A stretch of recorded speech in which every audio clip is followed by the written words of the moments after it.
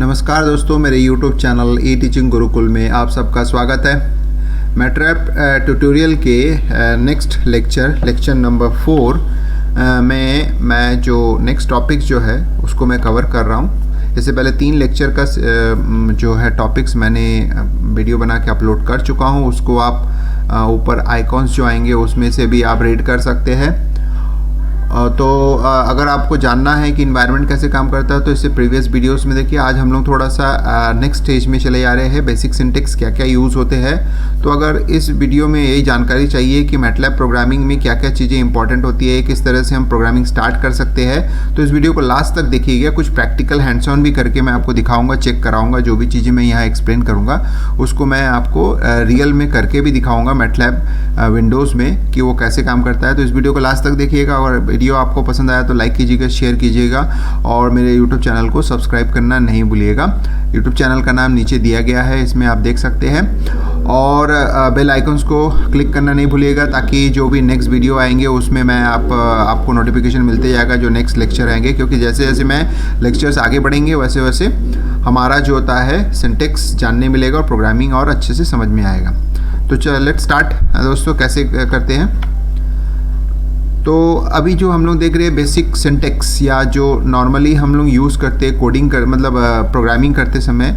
तो प्रोग्रामिंग हम यहाँ पे जो कमांड विंडोज़ मिलता है उसमें हम किस तरह से हम उसको इम्प्लीमेंट कर सकते हैं। तो पहले तो हम लोग देख लेते हैं कि क्या होता है। तो MATLAB environment behaves like a super complex calculator. तो कॉम्प्लेक्स कैलकुलेटर इसलिए बोल रहा है क्योंकि जो कमांड विंडोज़ है उसमें आप कोई भी एक्सप्रेशन लिखिए वो कैलकुलेट करके आपको शो कर देता है। तो इसका मतलब है जैसे नॉर्मल प्रोग्रामिंग में हम लोग प्रोग्राम लिखते हैं, स्टेटमेंट लिखते हैं, फिर उसको एग्जीक्यूट करते हैं। यहाँ पे डायरेक्टली जब हम टाइप करते हैं तो वो इंटरप्रेट करके तुरंत आपको रिजल्ट दे सकता है। So you can inter command at the command prompt. तो इसका मतलब है जो भी कैलकुलेटर के जो भी सम्स है या जो भी चीज़ आप करना चाहते हो उसको आप एक्सप्रेशन में लिखिए और एंटर मारिए तो आपको इसका रिजल्ट। तो इसलिए इसको बोलते हैं सुपर कॉम्प्लेक्स कैलकुलेटर। यानी मैटलैब एक तरीके से आपको कैलकुलेटर के जैसे इन्वायरमेंट आपको दे देता है। जैसे आप एक्सप्रेशन लिखिए और एंटर कीजिए तो आपको वैल्यू मिल जाता है। MATLAB it's an interpreted environment. जैसे मैंने बताया कि जैसे आप लिखते हो और इंटर मारते हो तो आपको, तो इसका मतलब होता है कि मैटलैब एक इंटरप्रेटेड इन्वायरमेंट यानी लाइन बाय लाइन ये एग्जीक्यूशन करता है। In other words you can give a command and MATLAB executes right now, right away, sorry right now नहीं है, right away। तो इसका मतलब जैसे ही आप input करके enter करते हो तो वो तुरंत execute करके आपको बता देता है। सो हैंड्स ऑन प्रैक्टिस थोड़ा सा हम लोग देखेंगे कैसे होता है। मैं आपको करके भी दिखाऊंगा, 1 by 1 हम लोग करेंगे। तो अभी फुल स्क्रीन से मैं थोड़ा सा नॉर्मल स्क्रीन में आ जाऊंगा, उसके बाद मैं आपको करके दिखाऊंगा कैसे होता है। तो हैंड्स ऑन प्रैक्टिस में जैसे हम लोग करके देखेंगे कि 5 + 5 आंसर 10। तो आप देखोगे कि 10 आता है तो मैं उसको भी करके दिखाऊंगा। जैसे 3 to the power 2 यानी ये जो आपके पास पावर ऑपरेशन जैसे आप बात करते ये, जैसे आपको देख सकते हो कि 3 to the power 2 के आंसर क्या आना चाहिए। तो 3 raised of the power 2 तो 9 आंसर। तो यहाँ पे हम एक्सप्रेशन में क्या लिखते हैं आप देख सकते हैं। एक्सप्रेशन में हम 3 to the power 2 को इस तरह से ये जो आपका सिम्बॉल्स है इसका यूज़ करते हैं। इसके बाद नेक्स्ट वन जो होता है 7 divided by 0। अगर गलती से आपने डिवीजन बाय 0 कर देते हैं यानी डिनोमिनेटर अगर आपका 0 हो जाता है तो फिर वो आपका एक एरर आना चाहिए। तो ये एरर आपका INF फॉर्म में आता है वार्निंग। यानी इसका मतलब हमको समझना चाहिए इनफाइनाइट मतलब डिवीजन बाय 0 हमने गलती से किया है। तो ये हो गया, ये मैं करके आपको दिखाऊंगा क्या होता है। तो ये मेमोराइज करके रखिए, मैं जब हैंड्स ऑन में दिखाऊंगा तो आपको समझ में आएगा। Same as use of semicolon भी हम लोग कर सकते हैं। सपोज कर लो जब मैं आपको प्रैक्टिकल करके दिखाऊंगा तो मैं अगर सेमीकोलन का यूज़ नहीं करता हूं तो मुझे उसका आंसर इको करके दिखाएगा, यानी आपको दिखेगा। आप अगर आप चाहते हो कि मैं जो इंटर करता हूं और उसका आंसर मुझे इको में ना आए तो उसका मतलब होता है कि वो। और दूसरा सेमीकोलन का यूज़ यहाँ पे एक दूसरे पर्पस के लिए भी करते हैं, end of the statement. Suppose कर लो एक लाइन में आप मल्टीपल स्टेटमेंट लिखना चाहते हो तो सेमीकोलन का यूज़ करो। तो सेमीकोलन जो होता है 2 पर्पस के लिए यूज़ होता है। पहला तो होता है however if you want to suppress and hide the MATLAB output the expression add a semicolon after the expression. ठीक है। और सपोज कर लो एक ही लाइन में मल्टीपल स्टेटमेंट को लिखने के बाद एग्जीक्यूट करना चाहते हो तो भी सेमीकोलन काम करता है। तो सेमीकोलन दो पर्पस के लिए यूज होता है। एक तो होता है आउटपुट को सप्रेस करने के लिए, यानी दिखाएगा नहीं आपको आउटपुट। अब मैं दिखाऊंगा प्रैक्टिकली कैसे होता है सेमीकोलन लगाने से, वो कैसे करके उसको सॉल्व होता है। And MATLAB execute it immediately and result return is y is equal to it. जैसे जो भी है यहाँ पे एग्जाम्पल है, मैं इसको करके भी दिखाऊंगा आपको कैसे होता है। अब द परसेंट सिंबल का जनरली यूज़ कमेंट्स लिखने के लिए करते हैं। सपोज कर लो हमको उस लाइन को कमेंट करना है, जैसे सी में हम लोग कमेंट लिखने के लिए ये डबल स्लैश का यूज़ करते हैं कि वो कमेंट्स करने के लिए होता है। तो उसी तरह से परसेंट का यूज़ जो होता है, यहाँ पे सिंगल लाइन का हो या मल्टीपल लाइन का हो, तो इसमें हम कमेंट्स लिखने के लिए परसेंट का ही इस्तेमाल करते हैं। और उसके बाद जो होता है, जैसे मैं यहाँ लिखा हूँ और स्टेटमेंट का कोई डिस्क्रिप्शन देना चाहता हूँ, तो इस तरह से परसेंटेज से मैं उस लाइन में लिख सकता हूँ। तो एग्जीक्यूशन खाली ये जो नॉन कमेंट्स है, यानी परसेंटेज के पहले जो भी भाग होता है वो एग्जीक्यूट होता है, और परसेंटेज के बाद जो भी भाग होता है वो उस लाइन के लिए एग्जीक्यूट नहीं होता है। You can also right A block of comments using the block comments operator. जैसे ये हो गया, ये आप इसको ब्लॉक कमेंट्स ऑपरेटर से कर सकते हैं। यानी आप लाइन मतलब एक मल्टीपल लाइंस के अगर आप चाहते हो कि कुछ पैराग्राफ लिखे हो उसको कमेंट्स में डालना है, तो आप इस तरह से इसका इस्तेमाल कर सकते हो। तो जब प्रोग्रामिंग करेंगे तो हम इसका इस्तेमाल करेंगे। अभी फ़िलहाल आप इसकी जानकारी दिमाग में रखिए कि कैसे काम करता है ये। The MATLAB editor includes tools and context menu items to help add। जैसे कि सपोज कर लो आपको कमेंट्स को ऐड करना है, कंट्रोल R यूज़ करते हैं। अगर रिमूव करना है कंट्रोल ट्री, एक शॉर्टकट होता है जो कंट्रोल को अगर आप चाहते हैं किसी लाइन को अगर आप कमेंट्स करना चाहते हो तो कंट्रोल R कीजिए, तो परसेंटेज अपने आप जुड़ जाता है। और तो ये भी मैं आपको दिखाऊंगा कमेंट्स करना। अब आते हैं कुछ ब्रीफ सेंस में सब कुछ कर लेते हैं, उसके बाद मैं आपको ये करना भी दिखाऊंगा कि किस तरह से ये यूज़ होता है। प्लस ऑपरेशन जो नॉर्मली होता है वो प्लस ऑपरेशन आप कर सकते हो, माइनस ऑपरेशन कर सकते हो, इनटू आप नॉर्मल वेरिएबल में भी कर सकते हो, और मैट्रिक्स मल्टीप्लिकेशन के लिए इनटू का यूज़ कर सकते हो। डॉट इनटू का मतलब होता है कि array multiplication operator. Array multiplication operator का मतलब होता है, सपोज कर लो आप दो एरे को मल्टीप्लाई करते हो तो element by element corresponding elements multiply, matrix multiplication नहीं, करस्पॉन्डिंग एलिमेंट्स को आप मल्टीप्लाई करना चाहते हो तो वो कैसे होगा, तो आपको मैं करके दिखाऊंगा। जैसे फॉर एग्जांपल अगर सपोज कर लो मेरे पास ये एक एरे है, 1 हो गया, 2 हो गया, 3 हो गया और ये 4 हो गया, हमारे पास एक एरे है। और उसके बाद जो होता है हम दूसरा एक एरे लेते हैं जिसमें भी हम चाहते हैं कि ये 1 हो, ये 2 हो और ये 3 है आपके पास और ये हो गया 4। तो इसको अगर मैं मैट्रिक्स मल्टीप्लिकेशन करूँगा तो उसका रूल्स अलग होता है। लेकिन मैं अगर ये ऑपरेशन का यूज़ करता हूँ तो इसमें क्या होगा, 1 का 1 के साथ मल्टीप्लाई होगा, 2 का 2 के साथ मल्टीप्लाई होगा, 3 का 3 के साथ, 4 का 4 का। तो इसका मतलब होता है corresponding elements are going to be multiplied. ठीक है, मतलब करस्पॉन्डिंग एलिमेंट्स यानी जो फर्स्ट एलिमेंट है वो दूसरे एरे के फर्स्ट एलिमेंट से मल्टीप्लाई होगा, तो ये हो गया। उसी तरह से स्केलर पावर आप कर सकते हो। आप चाहते हो कि ये पावर जैसे ये मल्टीप्लिकेशन होता है, मैट्रिक्स मल्टीप्लिकेशन होता है, तो उसी तरह से आप इसका भी इस्तेमाल कर सकते हो कि क्या कैसे होता है, किस तरह से होता है। उसी तरह से आप अगर हर एक इंडिविजुअल एलिमेंट्स को पावर में डालना चाहते हो तो आप ये इस्तेमाल कर सकते हो।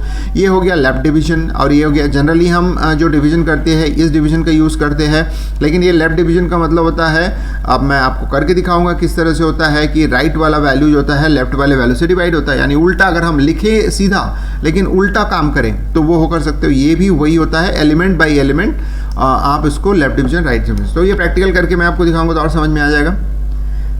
कोलन का यूज होता है जनरली एक रेंज को प्रोवाइड करने के लिए होता है, तो मैं आपको दिखाऊंगा रेंज कैसे होता है। तो generated regular space elements and represent an entire row of columns, यानी एक तरीका होता है, मैं आपको बताऊंगा एक रेंज को कैसे करके कर सकते हैं। उसी तरह से फंक्शंस के लिए हमारे पास जो जनरली यूज़ होता है फंक्शंस के लिए वो होता है, आप देख सकते हैं कि फंक्शंस के लिए जो हम लोग यूज़ करते हैं वो पैरेंथेसिस होता है। ब्रैकेट का यूज़ इंक्लूड्स एरे एलिमेंट्स के लिए होता है, डेसिमल पॉइंट्स के लिए ये होता है, है ये कुछ खास सिंबल है, जिसमें कि सपोज कर लो एक लाइन में आपका स्टेटमेंट नहीं आया तो वो कंटिन्यूएशन में दूसरे लाइन में अगर जाता है तो फर्स्ट वाले लाइन में 3 डॉट लगा के दूसरे लाइन में कंटिन्यू करता है। तो इसका मतलब होता है कि दोनों लाइन मिला के एक सिंगल स्टेटमेंट होता है, बट एक एडिटर के एक विंडो में ना आने की वजह से वो अपने आप नीचे चले गया।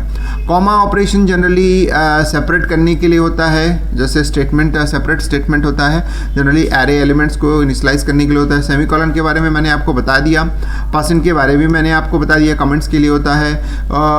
Quotation sign and transpose operator इसको यूज़ करते हैं जब हम लोग यूज़ करेंगे, और ये नॉर्मली असाइनमेंट ऑपरेटर होता है। अब आते हैं वेरिएबल की नेमिंग करना। वेरिएबल की नेमिंग नॉर्मली जो सी प्रोग्रामिंग में होता है वैसा ही इसमें वेरिएबल की नेमिंग होती है। So variable name consist of a letter followed by any number of letter digit and underscore. तो इसका मतलब होता है अगर कोई वेरिएबल का नाम देते हो तो फर्स्ट जो होता है आपका लेटर होना चाहिए, बाकी आपका लेटर एंड डिजिट का combinations and underscore special character में खाली अंडरस्कोर अलाउ है, बाकी कॉम्बिनेशन बना सकते हो। दूसरा मैटलैब इज केस सेंसिटिव का मतलब होता है अगर मैं x लिखता हूँ, सपोज कर लो मैंने x लिखा या स्मॉल x लिखा और कैपिटल X लिखा, तो दोनों डिफरेंटली ट्रीट होते हैं। तो इसका मतलब है स्मॉल x में जो वैल्यू होगा वो कैपिटल X की तरह ट्रीट नहीं होता, वो अलग ही ट्रीट होता है। So variable name can be of any length, यानी इसका कोई रेस्ट्रिक्शन नहीं है, आप कितना भी लंबा वेरिएबल नेम लिख सकते हो या यूज़ कर सकते हो।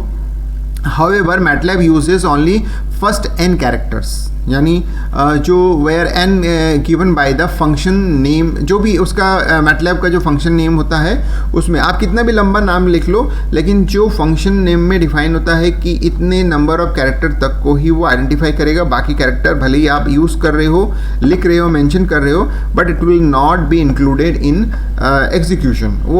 तो वो आप कर सकते हो। तो यानी आप सपोज कर लो उसमें 10 कैरेक्टर का डेफिनेशन दिया गया है, तो आप कितना भी 10 कैरेक्टर के ऊपर का नाम लिखिए, लेकिन वो शुरू के 10 कैरेक्टर को ही वो आइडेंटिफाई करता है। अब एक इंपॉर्टेंट है सेविंग योर फाइल्स, ये भी मैं आपको बताऊंगा। The save command is use for saving all the variables in the workspace as a file with .mat extension. तो सपोज कर लो आपका कोई स्टेटमेंट है या आपने कोई वेरिएबल, जैसे मैंने एक एरे डिक्लेयर किया है, एरे डिक्लेयर करने के बाद जो होता है मैं उसके डेटा को सेव करना चाहता हूँ। एक्चुअली जो मैटलैब होता है वो मैट्रिक्स लैबोरेटरी होता है। मैट्रिक्स लैबोरेटरी मतलब जो भी हम ऑपरेशंस करते हैं वो मैट्रिक्स फॉर्म में होता है, यानी जनरली हमारा जो डेटा वो मैट्रिक्स फॉर्म में होता है। जैसे एक्सेल शीट होता है तो वो मैट्रिक्स फॉर्म होता है। तो एक्सेल शीट में जो वैल्यूज़ होता है उसको अगर आप स्टोर करते हो, तो अगर आप चाहते हो कि आपने प्रोग्रामिंग किया, मतलब जब आपने कमांड विंडो में कुछ एग्जीक्यूशन किया, कुछ स्टेटमेंट को यूज़ किया, तो उस समय आपने कुछ वैल्यूज़ को मेंशन किया मैट्रिक्स फॉर्म में, तो उस वैल्यूज़ को अगर आप सेव करना चाहते हो ताकि नेक्स्ट डे में जब भी आप एग्जीक्यूशन करो या कोई भी इंप्लीमेंट करना चाहते हो तो फिर आपके पास वो जो डेटा है वापस रिट्रीव कर सको, वो डिलीट ना हो, तो उसके लिए आप उसको सेव कर सकते हो। देख सकते हैं बहुत सिंपल कमांड है, सेव, और फाइल का नाम लिखते हैं तो ऑटोमेटिकली ये क्या करेगा, जो फाइल नेम देते हैं उसके साथ .mat नाम का फाइल एक्सटेंशन वो ऐड कर देता है और सेव कर लेता है। फिर उसको अगर आपको लोड करना है तो सिंपल फाइल का नाम लिखिए, .mat लिखेंगे तो भी कोई प्रॉब्लम नहीं है, लेकिन वो सेव और बाय डिफ़ॉल्ट जो होता है .mat फाइल के नाम को ही यूज़ करता है, तो लोड कर सकते हैं। तो ये भी मैं आपको दिखाऊंगा। तो चलिए दोस्तों, मैं अब प्रैक्टिकल हैंड्स ऑन पे चलता हूँ कैसे होता है। तो मैं आपको लेके जाता हूँ। अब मैं थोड़ा सा विंडोज़ को मिनिमाइज़ कर देता हूँ और विंडोज़ को मिनिमाइज़ करके मैं आपको साइड बाय साइड इसका दिखा रहा हूँ। जैसे हमारा मैटलैब है, ये हो गया साइड बाय साइड, मैं आपको दिखा रहा हूँ, देखिए। सो हम लोग अब चलते हैं, जो हम शुरुआत के कमांड से वन बाय वन मैं आपको चेक कराता हूँ। जो इससे पहले वाला कमांड से, हाँ ये, अब देखिए यहाँ पे क्या हो रहा है कि जनरली मैंने आपको इससे पहले वाले भी वीडियोस में ये दिखाया था, इन्वायरमेंट वाले वीडियो में, जो इंट्रोडक्शन वाले वीडियोस थे उसमें बताया था CLC command is use for clear the screen. Simple सी बात है। और क्लियर जो होता है वो जो हमने वेरिएबल डिफाइन किया है उसको डिलीट करने के लिए होता है। तो हमारा जो वेरिएबल होता है वो वर्कस्पेस में होता है जनरली। तो मैं आपको बाद में करके दिखाऊंगा। मैं अभी जो हमारे पास असाइनमेंट जो हमने देखा है अभी जो वीडियो लेक्चर्स के ड्यूरेशन में PPT में देखा है उसको अभी करते हैं। तो क्लियर कमांड जो जनरली इसके लिए होता है, CLC कमांड इसके लिए होता है। अब आते हैं 5 + 5। ये सुपर कॉम्प्लेक्स कैलकुलेटर क्यों है? क्योंकि जैसे मैंने इसको टाइप किया और उसके बाद इंटर मारा, तो जैसे ही मैंने इंटर मारा तो आपको एक वैल्यू दिखाया 10। सो आप देख सकते हैं कि ये जो वैल्यू आपका शो हुआ ये इको हुआ। इसको हम लोग बोलते हैं कि सप्रेस, यानी इसी इको को, आउटपुट को जो होता है हम लोग सप्रेस करना चाहते हैं। तो ये सप्रेस नहीं होता है, तो हम चाहते हैं कि हम लोग सप्रेस करना चाहते हैं, तो क्या करेंगे, हम यहाँ पे सेमीकोलन लगा देते हैं। तो सेमीकोलन लगाने से क्या हो रहा है, एग्जीक्यूशन तो हो रहा है लेकिन आउटपुट हमको शो नहीं हो रहा है। इसको हम लोग बोलते हैं इको ऑफ, यानी हमने इको होने नहीं दिया। अब क्वेश्चन ये आता है कि अगर आपने जो डेटा आपने क्या किया है, हाँ यहाँ पे हमने वेरिएबल को, वेरिएबल भी नहीं लिया, सिंपल दो वैल्यूज़ को ऐड किया, एक सिंपल सा अरिथमेटिक एक्सप्रेशन लिया है उसको ऐड किया। तो डेफिनेटली इसका जो रिजल्ट होता है वो मैटलैब अपने एक डिफ़ॉल्ट जो वेरिएबल होता है ANS उसमें स्टोर करता है। तो चलिए देखते हैं ANS में स्टोर हो रहा है कि नहीं। अब आप सोचोगे कि मैं एक स्टोर हुआ है, तो मैं इसको चेंज करता हूँ। जैसे मैं लिखता हूँ 12 + 12 और मैं सप्रेस कर देता हूँ, तो देखते हैं ANS में क्या स्टोर हुआ। तो ANS एक डिफ़ॉल्ट है जिसमें वो स्टोर हो जाता है। तो आप देख सकते हैं 24। तो इस तरह से आपने देखा, आप उसको सप्रेस कर सकते हो, यानी इको को ऑफ कर सकते हो, और जो वैल्यू है उसको आप, अब सपोज कर लो आप वैल्यू को ANS में ना करके आप चाहते हो कि मैं इसको किसी वेरिएबल में स्टोर करूं, तो आप ऐसा भी कर सकते हैं। जिससे क्या होगा, वो वेरिएबल में स्टोर होगा। तो आप देख सकते हैं कि अगर मैं पहले एक काम करता हूँ, सारे क्लियर कर देता हूँ, तो मेरे जो वेरिएबल्स है सारे क्लियर हो गए। अब मैं अगर ANS को देखना चाहूँगा तो देखिए कोई डेटा नहीं दिखा रहा है। अब मैं चाहता हूँ कि मैं X में स्टोर करना चाहता हूँ, तो देखिए X में स्टोर कर रहा हूँ मैं। X में जैसे मैं स्टोर किया तो मैं X की वैल्यू को, मेरे पास ये आ गया 24। X हमारे पास क्या हो गया 24। अब अगर बोलोगे कि डिफ़ॉल्ट ANS में कुछ जा रहा है क्या, देख सकते हो कि ANS में कुछ नहीं गया, क्योंकि मैंने जो वेरिएबल का नाम है वो मेंशन कर दिया। तो इसीलिए जो डिफ़ॉल्ट वेरिएबल है ANS आंसर, उसमें वो डेटा जाता नहीं है। तो इस तरह से आपने देखा क्या होता है। तो ये हो गया पहला। अब मैं दूसरा पावर वाला देता हूँ, उससे पहले मैं CLC कमांड चला देता हूँ। अब पावर मतलब 3 टू दी पावर मैं चाहता हूँ यूज़ करना 2, तो यानी ये आंसर आपके पास आएगा। अगर मैं यहाँ नहीं देता हूँ तो देखिए इको हो गया आपके पास, तो इसका मतलब आपको समझ में आ गया कि इसका आंसर आ रहा है। तो ये पावर ऑपरेशन 7/0 जो मैंने किया था, डिवीजन बाय 0 होना चाहिए, तो INF दिखा रहा है आपको। INF का मतलब होता है कि ये इनफाइनाइट मतलब डिवीजन बाय 0, और डिवीजन बाय 0 का मतलब होता है आपने डिनोमिनेटर में 0 वैल्यू प्रोवाइड किया है। तो ये हो गया फर्स्ट ऑपरेशन हमारा। अब आते हैं नेक्स्ट ऑपरेशन में, चलते हैं हम लोग। नेक्स्ट ऑपरेशन के लिए ये हो गया हमारे पास। आप देखिए मैंने क्या बताया था, सेमीकोलन का यूज़। अब मैंने एक तो बता दिया सेमीकोलन का यूज़ को डेटा को सप्रेस, मतलब आउटपुट को सप्रेस करने के लिए, या इको आउटपुट को इको होने से बचाने के लिए, यानी ऑफ करने के लिए उसको किया गया। अब अगर सपोज कर लो if you want to suppress height, तो ये हो गया। अब मैं चाहता हूँ कि मैं जो स्टेटमेंट यूज़ कर रहा हूँ वो एक ही लाइन में 2 स्टेटमेंट यूज़ करना चाहता हूँ, तो वो कैसे पॉसिबल है। अब देख सकते हैं कि मैं x = 5 लिया हूँ और दूसरा लिखता हूँ y = x + 10। ये हो गया। अब मैं ये सेपरेट करके मैंने इसको स्टोर कर दिया। तो देखिए मैंने एक ही लाइन में 2 स्टेटमेंट को लिखा है, तो इसका मतलब है यहाँ पे सप्रेस तो हो ही रहा है, साथ ही साथ इसको सेपरेट करने का भी काम कर रहा है। तो मैं अगर x को डिस्प्ले करना चाहूँगा 5 है, y को डिस्प्ले करना चाहूँगा तो 15 है। तो देख सकते हैं कि एक ही लाइन में मैंने दोनों, यानी सेमीकोलन का यूज़ यहाँ पे आपको पता चल रहा है कि use of semicolon is for suppress the output, यानी इको ऑफ करने के लिए, as well as to separate the statement in a single line. अगर सिंगल लाइन में 2 स्टेटमेंट को लिखना चाहते हो तो आप कर सकते हो। ठीक है, तो ये हो गया हमारा।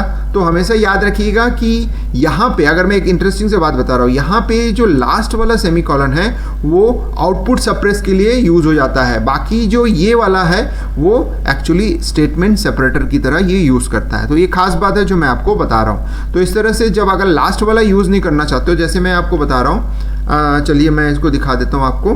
अगर मैं लास्ट वाला यूज़ नहीं करता हूँ, जैसे मैं एक स्टेटमेंट है इसमें लास्ट वाले को हटा देता हूँ, तो अगर मैं लास्ट वाले को हटा देता हूँ तो सिंपल सा इंटर जैसे ही मारता हूँ तो आप देख सकते हैं कि लास्ट वाले का आपको आउटपुट दिखा रहा है, फर्स्ट वाले का नहीं दिखा रहा है। तो इसका मतलब होता है कि इको को अगर रोकना है तो आप सेमीकोलन यूज़ करना पड़ेगा किसी भी एक को। अगर मैं ये अगर करता हूँ तो देखिए क्या हो रहा है, problems you can see that unexpected error. तो मैंने आपको प्रूफ दिखा दिया कि अगर दो स्टेटमेंट को एक ही लाइन में लिखना है तो semicolon is use, otherwise compile, यानी इंटरप्रेटर के लिए प्रॉब्लमेटिक होता है कि x = 5 के बाद स्पेस के बाद y = x + 10, ये किस तरीके का एक्सप्रेशन, वो कंफ्यूज हो जाता है। इस तरीके का डेफिनेशन उसके जो इंटरप्रेटर है उसके पास डिफाइन नहीं किया गया है, तो ये अनएक्सपेक्टेड एरर। तो आपको समझ में आ गया होगा कि किस तरह से होता है। अब एक और चीज़ मैं हिंट इंपॉर्टेंट जो टिप्स है वो दे देता हूँ कि सपोज कर लो आपने कोई कमांड टाइप किया है और उसको आप वापस रिपीट नहीं करना चाहते हैं, तो आपके पास अपर एरो की होता है, तो उसको अगर आप प्रेस करते हो तो प्रीवियस वाले जितने भी आपके पास कमांड्स जो आपने यूज़ किया वो दिखाएगा, और लोअर वाला यानी बॉटम डायरेक्शन में जो होता है लोअर एरो या बॉटम एरो जो होता है अगर आप यूज़ करते हो तो वो हमेशा जो बाद वाला है वो आपको यूज़ करेगा। आप करके देखिएगा, आपको समझ में आ जाएगा। तो इसका मतलब होता है जब भी मैं स्टेटमेंट को लिखता हूँ और टाइप करता हूँ तो मेरे पास आउटपुट शो हो जाता है। तो सेमीकोलन का मैंने यूज़ बता दिया। अब चलिए मैं कमेंट्स लिखना दिखाता हूँ। जैसे सपोज कर लो मैं कुछ लिखता हूँ कि x = 5 + 5, ठीक है। अब मैं इसमें चाहता हूँ कमेंट्स लिखना, तो कमेंट्स लिखने के लिए मैं क्या यूज़ करूँगा, परसेंट यूज़ करने को होता है ऐड टू नंबर, ठीक है। ये मैंने लिख दिया, तो मैंने इसको एग्जीक्यूट करूँगा तो देखिए ये एग्जीक्यूट होगा, क्योंकि परसेंट के बाद जो भी है वो हमारे काम का नहीं है। तो x = 5 अब सपोज कर लो मैंने यहाँ पे ऐसा ना करके मैं ऐसा करता हूँ तो ये अनएक्सपेक्टेड यानी अनडिफाइंड ऐड आ जा रहा है। क्यों? क्योंकि वो जो पोर्शन है ऐड टू नंबर्स वो इंटरप्रेटर के लिए एक प्रॉब्लमेटिक है, यानी एक तरीके से अनआइडेंटिफाइड स्टेटमेंट है जो कि उसको, इसलिए कमेंट्स लिखना जरूर। तो आपको समझ में आ गया कि कमेंट्स का यूज़ कैसे होता है। अब जैसे मैंने कुछ लिखा, अब मैं इसको कमेंट्स करना चाहता हूँ, तो ये आपके पास कमेंट्स करने के लिए अगर एग्जीक्यूट नहीं करना तो परसेंट का यूज़। अब जैसे मैंने यहाँ पे आपको बताया है ये लाइन ऑफ कमांड, ये यहाँ पे नहीं हो सकता क्योंकि मैं कमांड विंडो में करना दिखा रहा हूँ, इंटरप्रेट हो रहा है, सिंगल लाइन बेस्ड होता है। तो इसीलिए जब मैं प्रोग्रामिंग या एडिटर के थ्रू काम करूँगा तो उस समय मैं आपको बताऊँगा कि आप मल्टीपल लाइन कमेंट्स को कैसे कर सकते हैं। तो इसको फिलहाल हम अगले नेक्स्ट जो भी लेक्चर्स है उसके लिए इसको कैरी फॉरवर्ड कर देते हैं, आगे काम आएगा। ये Ctrl+R और Ctrl+T का भी यूज़ वहाँ पे मैं बताऊँगा और वापस डिस्कस भी करूँगा कि ये चीज़ें हमने छोड़ दिया था उसको हम लोग अब पढ़ेंगे।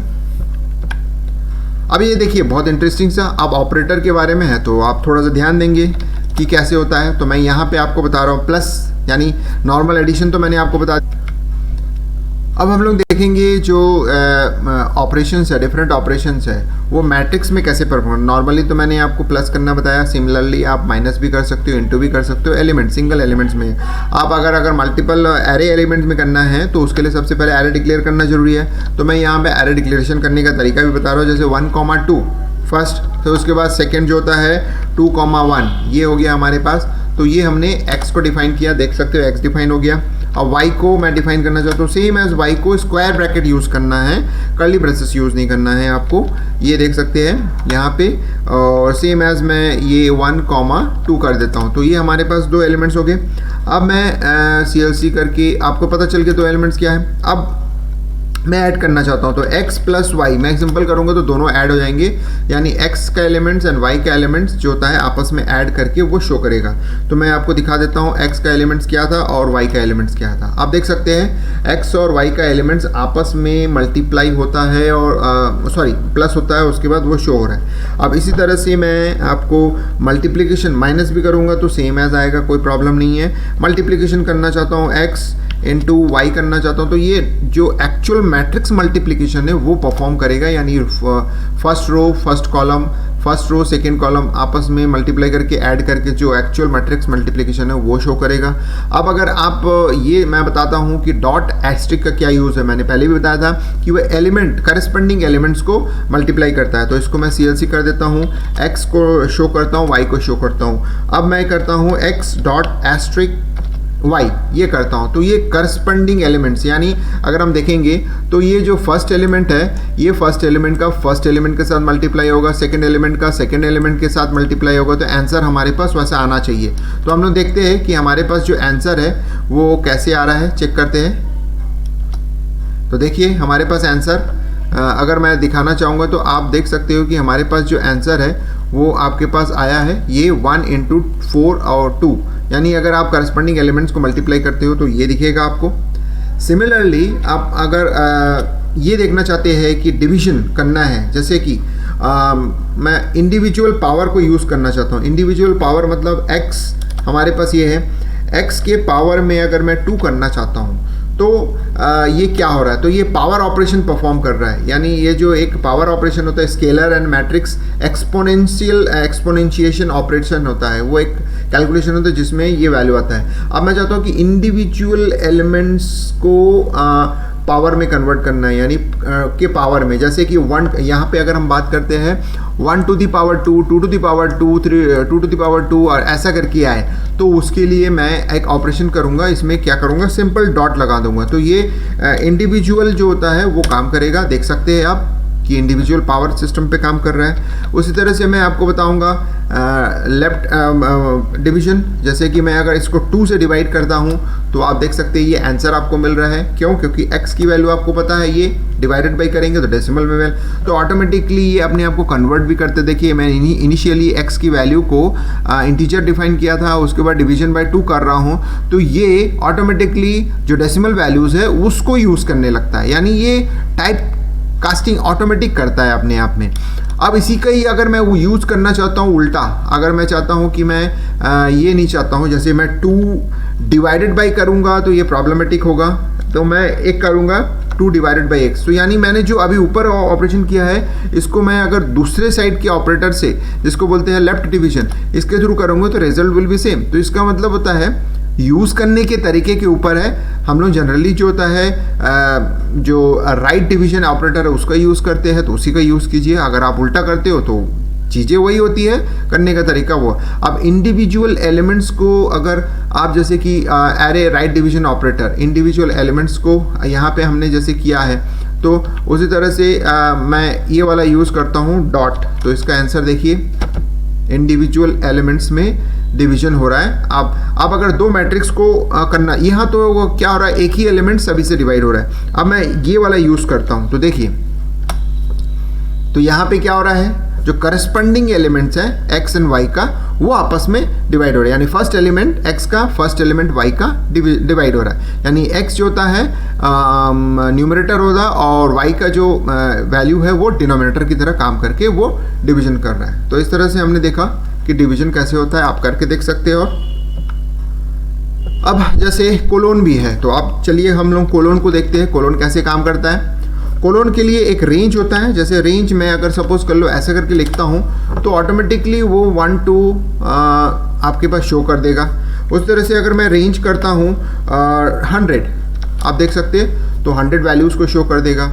अब यही कोलोन का इस्तेमाल अगर मैं इस तरह से करता हूँ, जैसे मैं सपोज कर लो 10 के डिवीजन में 100 तक करना चाहता हूँ, तो बीच वाला जो पार्ट है वो बताता है कि हाउ मेनी जंप्स के इसमें करना है, यानी 1 के बाद क्या होना चाहिए। तो देख सकते हैं आपके पास 1 के बाद, हाँ सॉरी मैं यहाँ पे कर देता हूँ तो आपको दिखेगा। तो देखिए ये 10 के जंप में आपको शो कर रहा है। तो इसका मतलब होता है कोलोन को आप इस तरह से यूज़ कर सकते हो, या तो डायरेक्ट रेंज करेंगे तो सिक्वेंशियल नंबर्स आपके आएंगे, कंटिन्यूअस नंबर आपको आएंगे, और अगर आपको रैंडम भी नहीं बोल सकते, एक ग्रुप में उसको जंप करना है तो आप यूज़ कर सकते हो। बीच में जो मिडिल पार्ट है उसको आप यूज़ कर सकते हो। पैरेंथेसिस का यूज़ मैं आपको बताऊंगा। एलिमेंट्स का यूज़ करना है तो मैं जैसे मैं बताता हूँ कि एरे एलिमेंट आपके पास है 1 है तो 1 आप यूज़ करोगे। सॉरी ये नहीं होगा, मैं आपको पैरेंथेसिस का यूज़ करना बता रहा हूँ। ये है एरे के, जनरली हम लोग एरे के लिए यूज़ करते हैं। उसी तरह से एरे का सेकेंड एलिमेंट यूज़ करना, तो ये हो गया।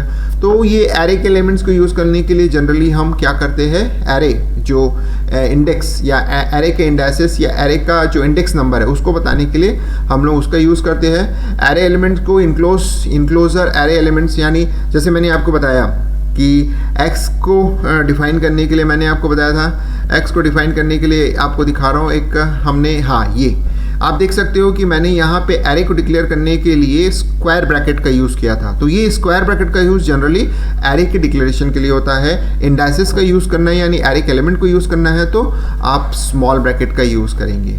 उसी तरह से कॉमा का यूज़ भी बताया, सेमीकोलन का, और बाकी सब का यूज़ मैंने आपको बता दिया, तो ये आपको पता चल गया। वेरिएबल का नाम भी सिंपल है, कोई प्रॉब्लम नहीं है, इसको आप जैसे चाहे कर सकते हो वेरिएबल का नाम। फिर हाँ, अब आ जाते हैं सेव करने का। आपको मैं बता देता हूँ, तो इसको मैं थोड़ा लार्ज कर देता हूँ जिससे कि हमारे पास जो कुछ विंडोज़ है उसको मैं ला के दिखाता हूँ ताकि आपको दिखेगा कि हम जब सेव कर रहे हैं तो क्या होगा। तो अभी देखिए कि हमने जो भी यूज़ किया है वो x और y के फॉर्म में यूज़ हुआ है। अब मैं चाहता हूँ कि x को स्टोर करना चाहता हूँ, यानी मैंने जो आज x का वेरिएबल डिक्लेयर किया है या यूज़ किया है, कल के डेट में लाके उसी एग्जांपल को फिर से इम्प्लीमेंट करना चाहता हूँ। तो मुझे क्या करना पड़ेगा, सेव x नाम देना पड़ेगा, और देने से ये क्या होगा, सेव। तो using save unable to write permission denied, तो इसका मतलब होता है कि कुछ तो प्रॉब्लम हो रहा है यहाँ पे, आपका जो परमिशन नहीं दे रहा है वो।